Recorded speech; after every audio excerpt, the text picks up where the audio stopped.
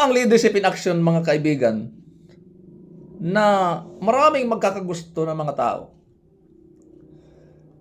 Dapat maging smiling face ka. Pero gagamit din ng wisdom dahil pag mayroong problema yung tao, baka ma-misinterpret yung smile mo. Halimbawa, namatayan, pero may smile ka dyan na nagluluksa yung mga tao, dapat may wisdom. Basta maging smiling face at maging sympathetic naman sa mga may dinadalang problema. Gagamit tayo ng common sense na pag mayroong mga dinadamdam, mayroong mga ano ba yan, problema yung mga tao, dapat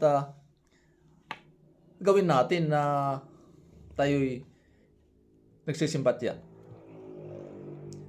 Leadership po yun na mag-smile ka. At hindi ka mag-smile sa panahon ng kalungkutan o may isip mo na may misinterpret ka. At ito pa po. Halimbawa, may dumaan nagbibinta ng ice cream. Halimbawa lang ito. Kasi experience ako ito sa akin sarili. May mga tao dyan na nagtatrabaho,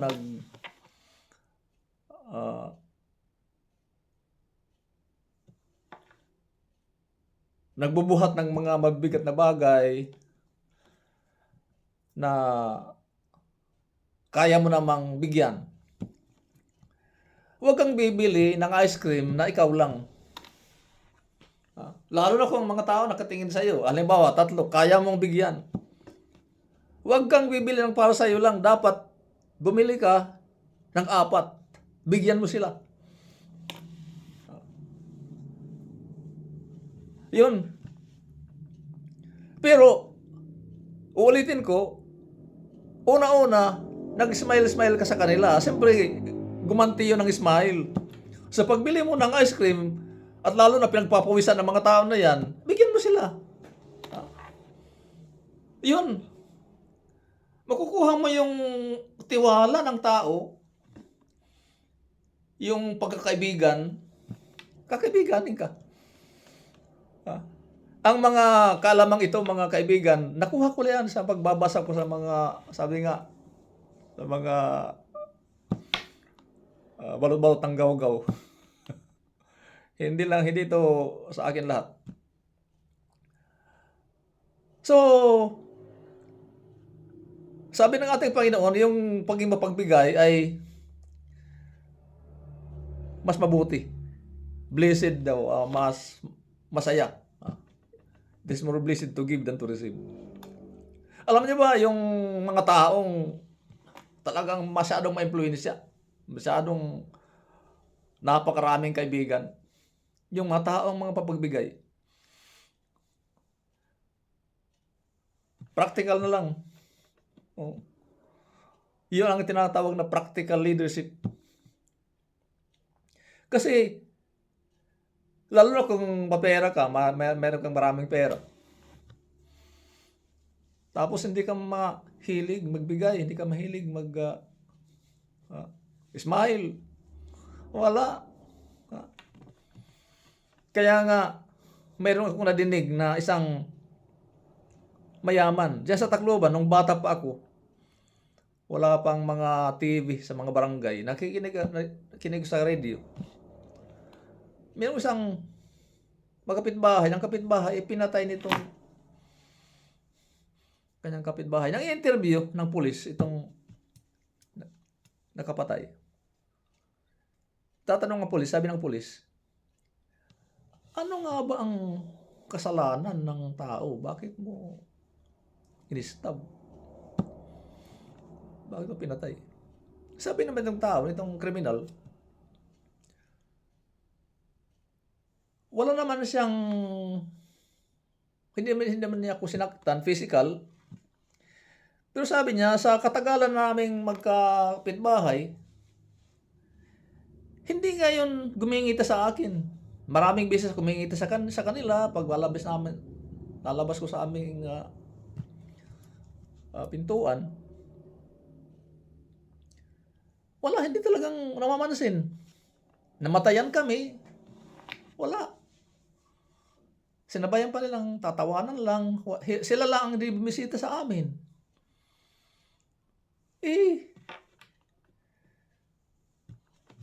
Nagkasabay-sabay ang problema ko. Pinatay ko siya. Marami namang kaaway ang tao na yun. Yun, hindi ako nakapagtimpi. Wala, hindi siya mapagbigay ng ngiti man lang. Isipin niyo mga kaibigan. Hindi pa namamatay ang tao na yun kung ngumiti man lang siya, bumisita man lang siya sa namatayan na kanyang kapitbahay. Kaya nga, ang disgrasya, may mga panahon na ang tao mismo ang nagsasadyang ng kanyang disgrasya. Halimbawa na lang, itong mga naglalasing at nagdadrive. Maraming beses na ang mga problema ng tao, siya mismo ang dahilan. Kaya nga, tama lagi mga kaibigan at mga kapatid ko sa Panginoon, ang mga sinasabi ng Biblia. Halos 99% nakalaman ko dyan sa Biblia ko kinuha. Patungkol sa pakikipag-away, mayroong dalawang klaseng away.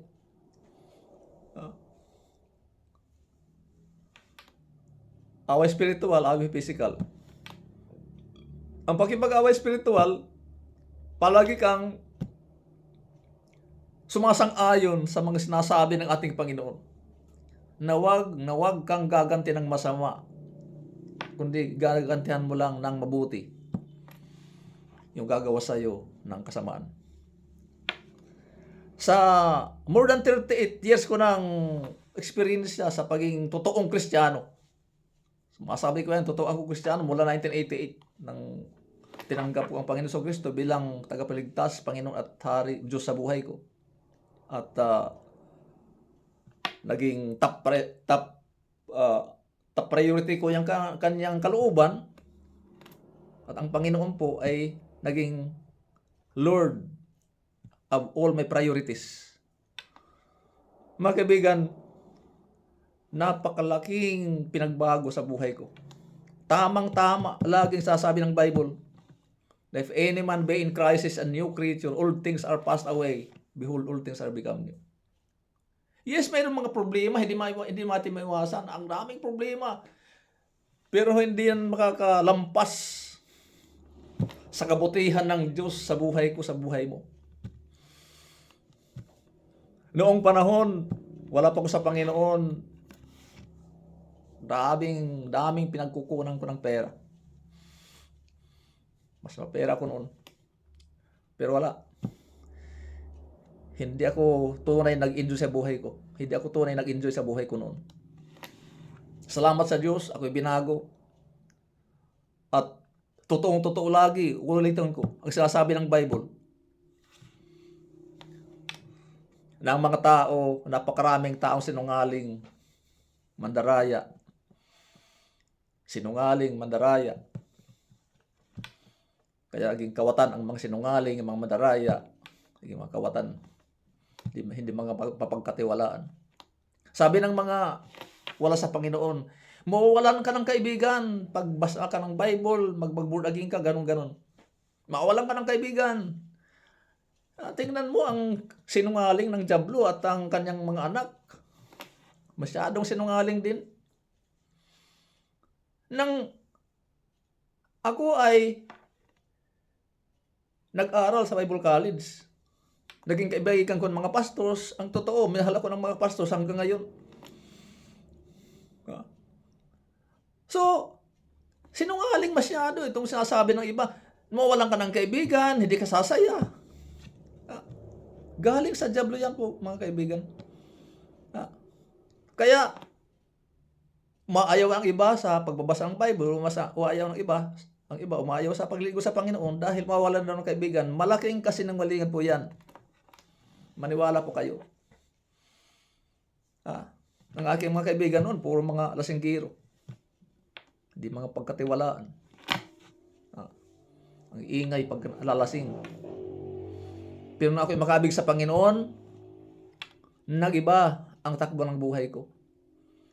Minahal ako ng mga pastors, walang mga bisyo, ang aking mga naging kaibigan. Mula 1988. Ang totoo, tinulukuran ko ang aking mga mabisyong mga kaibigan. Wala akong nakukuhang mabuti. Puro mga paglalasing, puro mga kahambugan. Ngayon, mayroon pa rin kahambugan, pero siguro mga less or more or less 10%. Bilang tao, nandiyan tayo. Nagkakamali. Pero kung mayroon akong kahambugan, hindi ko po yun sasadya. Mga kaibigan yun. Ang leadership. Sabi ng iba, bakit kulang ako ng mga kaibigan? Bakit hindi ako pinapansin ng mga tao? Dahil din yon sa sarili mong ugali. Pag hindi ka palangiti, pag hindi ka pala kaibigan, unahan mo yung hindi mga pala kaibigan, unahan mo sa pagngingiti. Good morning, good afternoon, magandang umaga, magandang hapon, magandang tanghali, magandang gabi. Sa katagalan ko na mula pagkabata ko na good morning ako, good afternoon, good evening. Wala pa naman sinabi na masamang gabi. Anong ginaganti nila? Good morning, mag-good morning din yun. Simulan natin yung magandang ugali sa kanila. Sasabihin natin, ang sasama ng ugali ng mga yan, hindi ako makipag-isa sa kanila. Ang sasama ng ugali nila. Ang totoo mga kaibigan, mas lalong sumasamang ating kapaligiran kung dinadagdagan pa natin na palaging tayo nakasimangot, hindi tayo nagbibigay sa kanila ng magandang atmosphere, magandang impresyon, magandang ugali. Mas lalo silang sasama. Pero magawin mo ang mabuti sa kanila. Maniwala ka mga kaibigan, sa aking more than 38 years, ang daming mga salbahayan, walang matapura. Mga kaibigan, basta pagbutihin natin ang pakitungo sa kapwa. Imbitahin mo sa pagkain. Naalala ko lang doon sa misyon na tinatawanan ako. Hindi problema yun. Alam niyo mga kaibigan, yung mga taong gumagawa sa iyo ng masama, sila ang may problema una. Napakababa ang kanilang level ng kanilang buhay. Pagpatulan natin sila, gantihan natin sila ng masama, hindi naka-level up tayo sa kanila. Sino ay nang lugi? Ikaw? Inalaman ko yun dyan sa Bible. Laging tamang sasabi ng Biblia. Huwag kang gaganti ng masama. Basta, sasang-ayon lang tayo sa gabay ng ating Panginoon dyan sa Bible. Sabi ng Bible, repay not evil for evil.